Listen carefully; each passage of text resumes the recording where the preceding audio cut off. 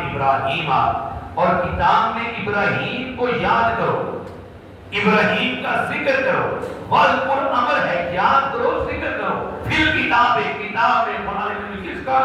ابراہیم، ابراہیم کا ذکر کرو، ابراہیم کو یاد کرو۔ اِنَّهُ كَانَ صِدِّيقًا، اللہ فرماتا ہے بے شک ابراہیم سچا تھا، صدیق تھا، سچا تھا، نبیًا، اور غیب کی خبریں بتانے والا۔ دوسرے مقام پہ اللہ فرماتا ہے وَاذْكُرْ فِي الْكِتَابِ مُوسَىٰ، اور کتاب میں موسیٰ کا ذکر کرو، موسیٰ کو یاد کرو۔ اِنَّهُ كَانَ مُخْلَصًا، بے شک موسیٰ اللہ کا چنا ہوا تھا، وَكَانَ رَسُولًا، اور رب کا رسول تھا، نبی جن غیر کی خبریں بتانے والا تھا۔ نبی کا معنی ہی غیر کی خبریں بتانے والا ہے۔ نبی کا معنی نبی نہیں ہوتا، نبی نبعون سے مشتق ہے، اور نبعون